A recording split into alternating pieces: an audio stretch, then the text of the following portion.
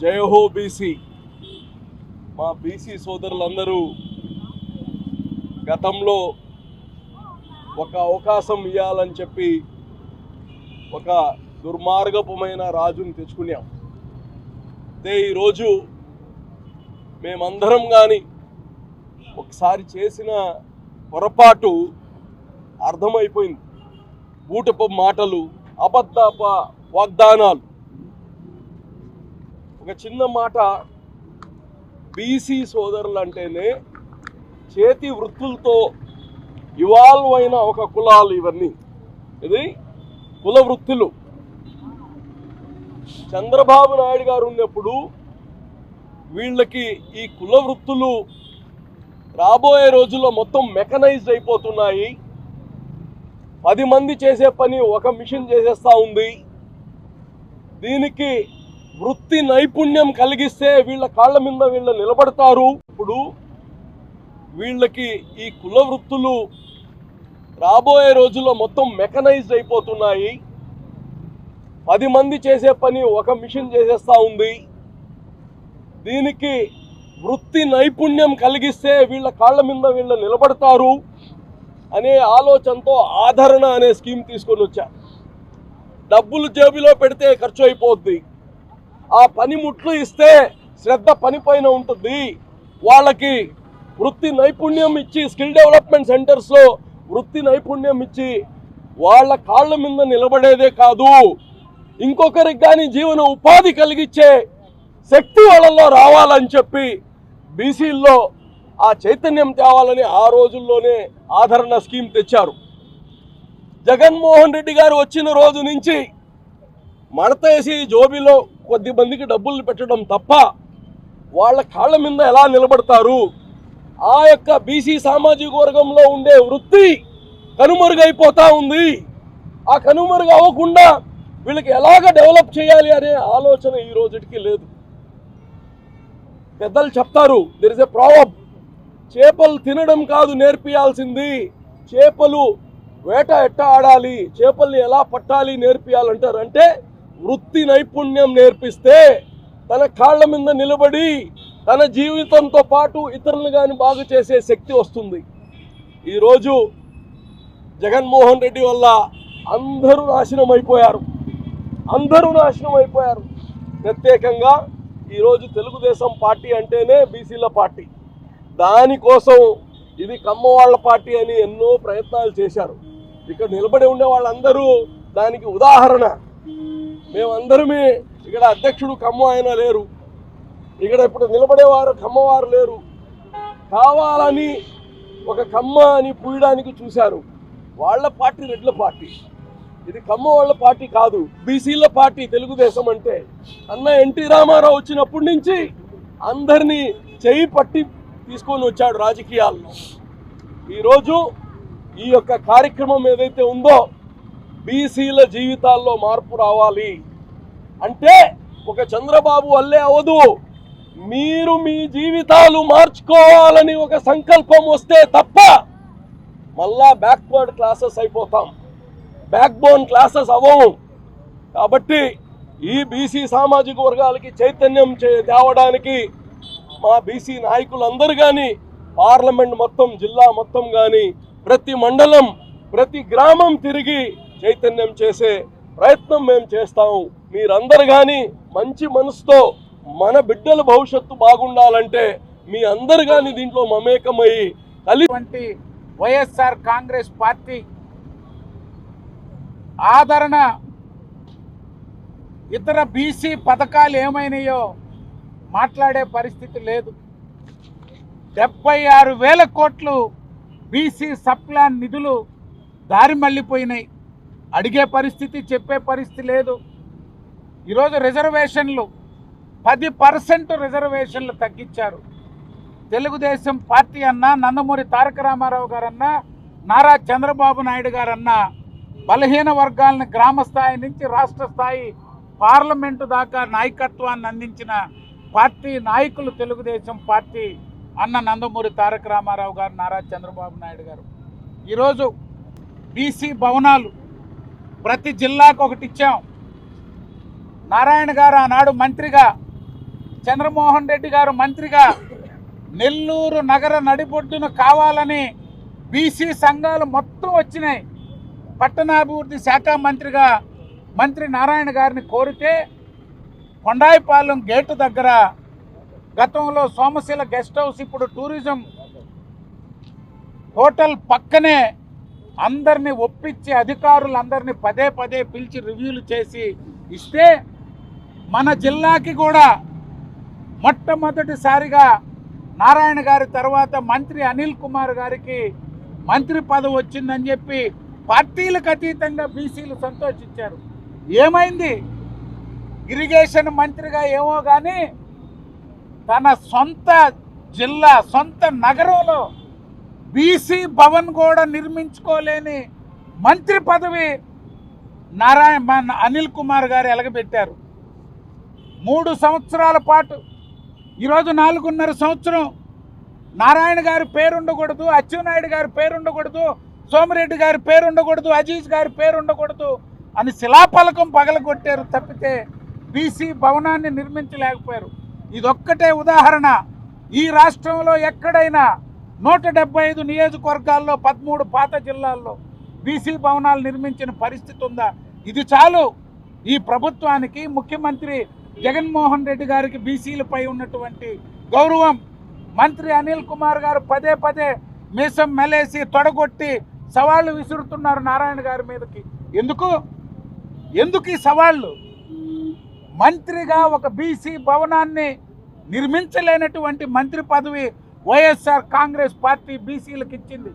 నీకు ఇచ్చిన శాఖేమో కానీ బీసీ భవన్ నిర్మించుకోలేని మంత్రి పదవి వైఎస్ఆర్ కాంగ్రెస్ పార్టీలో బీసీలకి ఇచ్చినటువంటి మంత్రి పదవులు అనేది అర్థం చేసుకోవాలా.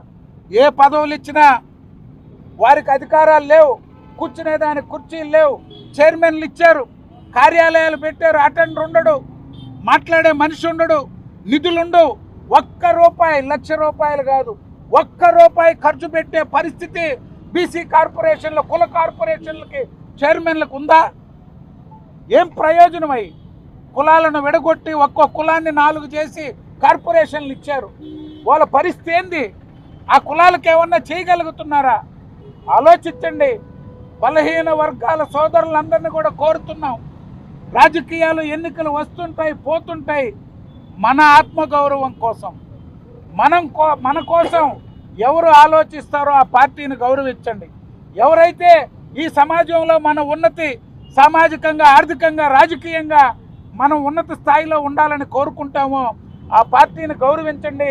తెలుగుదేశం పార్టీని గౌరవించండి అని చెప్పి ఈరోజు తెలియజేస్తూ ఆదరించండి. భవిష్యత్ ఎన్నికల్లో ఈరోజు తెలుగుదేశం పార్టీ, జనసేన పార్టీ ఉమ్మడి మేనిఫెస్టోతో ముందుకు వస్తున్నాం. బలహీన వర్గాలకి రాజ్యాధికారాన్ని అందించే ఏకైక పార్టీ తెలుగుదేశం పార్టీని గుర్తించి భవిష్యత్తులో వైఎస్ఆర్ కాంగ్రెస్ పార్టీ మోసాలని, అరాచకాలని, అన్యాయాలను, దుర్మార్గాలని ఓటు ద్వారా బుద్ధి చెప్పాలని చెప్పి తెలియజేస్తూ ఈరోజు నెల్లూరు జిల్లాలో మాజీ మంత్రి నారాయణ గారు బీసీ సెల్ ఆధ్వర్యంలో ఏర్పాటు చేసినటువంటి 2 వాహనాలు సమకూర్చినటువంటి నారాయణ గారికి ప్రత్యేకంగా బలహీన వర్గాల తరఫున ధన్యవాదాలు తెలియజేస్తూ 45 రోజుల నుంచి 50 రోజులు జిల్లా అంతా ఈ యొక్క వాహనాలని బలహీన వర్గాల వారు అజీజ్ గారితో చర్చించి అజీజ్ గారి ఆధ్వర్యంలో అన్ని పార్లమెంట్లు, మండలం, అసెంబ్లీలు, నా గ్రామాల్లో తిప్పి ప్రజలకు వివరించాలని చెప్పి మీ అందరూ బాధ్యత తీసుకోవాలని కోరుకుంటూ సెలవు తీసుకుంటున్నాను.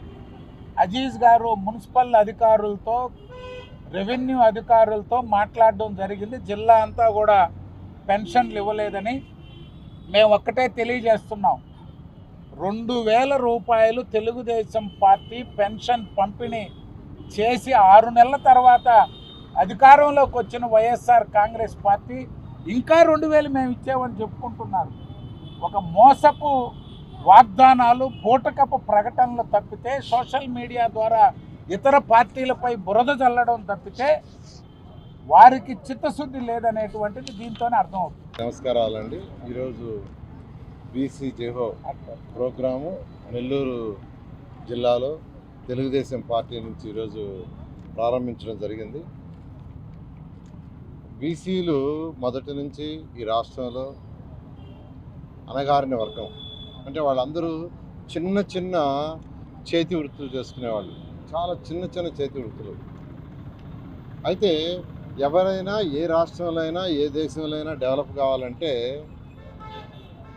వాళ్ళు చట్టసభల్లో ఉండాలి. చట్టసభలు అంటే పార్లమెంటు, అసెంబ్లీ కాదు, లోకల్ బాడీస్ ఉన్నాయి, మున్సిపాలిటీస్ ఉన్నాయి, మండలం ఉన్నాయి, జడ్పీటీసీలు ఉన్నాయి. వీటన్నిటిలో కూడా ఇవి కూడా చట్టసభలే, లోకల్గా చట్టసభలు అవి. అంటే లోకల్గా అక్కడ కావాల్సిన వాళ్ళ యొక్క సమస్యలకు సంబంధించి వాళ్ళు అక్కడ డెసిషన్స్ తీసుకుంటారు.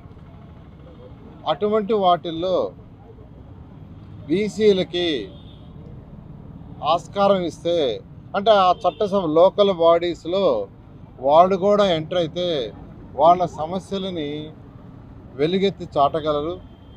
ఆ సభల్లో అది జడ్పీటీసీ కావచ్చు, లేదా పంచాయతీ కావచ్చు, లేదా మున్సిపాలిటీ కావచ్చు, లేదా కార్పొరేషన్ కావచ్చు, వాటిల్లో వాళ్ళ గొంతును వెలుగెత్తి చాటించడం వల్ల వాళ్ళ సమస్యలు సాల్వ్ అవుతాయి, ఆ వర్గం కూడా డెవలప్ అవుతుందనే ఉద్దేశంతో ఆ రోజు ఎన్టీ రామారావు గారు, తర్వాత చంద్రబాబు నాయుడు గారు 34% రిజర్వేషన్ వాళ్ళకి ఇవ్వడం జరిగింది. 34% ఇచ్చింది. అందుకే అంబేద్కర్ గారు ఎస్సీ ఎస్టీలకి భారతదేశంలో రిజర్వేషన్ ఇవ్వబట్టి ఈరోజు వాళ్ళందరూ ఐఏఎస్, ఐపీఎస్, ఐఆర్ఎస్ ఆఫీసర్లు అయ్యి వాళ్ళల్లో ఎంతో డెవలప్మెంట్ వచ్చింది, చైతన్యం వచ్చింది. అదేవిధంగా మన రాష్ట్రంలో బీసీలని డెవలప్ చేయాలనేదంతా first time NT Rama Rao garu reservation కొంత 20% ఇస్తే, తర్వాత నారా చంద్రబాబు నాయుడు గారు వచ్చి 34% ఇచ్చారు. ఇచ్చిన ఉద్దేశం ఏంది? వాళ్ళని డెవలప్ చేయాలా. ఈ రాష్ట్రంలో 50% పైగా బీసీలు ఉన్నారు. బీసీలు డెవలప్ కావాలంటే ఖచ్చితంగా ఏ వర్గమైనా ప్రపంచంలో డెవలప్ కావాలంటే చట్టసభల్లో వాళ్ళ వాయిస్ ఉండాలి. వాళ్ళు మెజారిటీ ఉంటే వాళ్ళకి కావాల్సినవి సాధించుకుంటారు, వాళ్ళ వర్గాలు డెవలప్ అవుతారు. ఆ ఉద్దేశంతో ఇస్తే ఈ ప్రభుత్వం జగన్మోహన్ రెడ్డి మళ్ళా దాన్ని 24% తీసుకొచ్చాడు. అది బీసీలకు చేసింది. ఆయన నేను బీసీలకు చేస్తున్నా అంటున్నాడు. ఆయన చేసిన నిజ స్వరూపం అది. నిజంగా బీసీలు డెవలప్ కావాలంటే లోకల్ బాడీస్లో ఖచ్చితంగా మెజారిటీ వాళ్ళు ఉండాలి. కానీ తెలుగుదేశం చేసిన దాన్ని ఆయన నిర్విరామం చేసి ఈరోజు ఎంతో అన్యాయం చేశాడు. అదేవిధంగా 75,000 కోట్ల పైగా ఫండ్స్ని దారి మళ్ళించేశాడు. ఏదైతే వాళ్ళకి రావాల్సింది ఉందో వాటిని దారి మళ్ళించాడు. అదేవిధంగా బీసీ భవనాలు ఇప్పుడే చెప్పారు అజీజ్ గారు, బీదా రవిచంద్ర, బీసీ భవనాలు ప్రతి జిల్లాకి 13 జిల్లాలకి 13 బీసీ భవనాలు శాంక్షన్ చేయటం, ఆ రోజు ఇమీడియట్గా శంకుస్థాపన చేయటం, టెండర్ ఇవ్వటం, వర్క్ చేయడం చేస్తే అది అట్నే ఆగిపోయింది. ఏంది బీసీలకు చేసిన వాళ్ళు? అన్ని జిల్లాలు ఆపేశారు. ఎందుకు ఆపేశారంటే అవి పూర్తయితే తెలుగుదేశం పార్టీకి మంచి పేరు వస్తుంది. కానీ అది వదిలేసి వేరే దగ్గర కట్టచ్చు, అది చేయలా.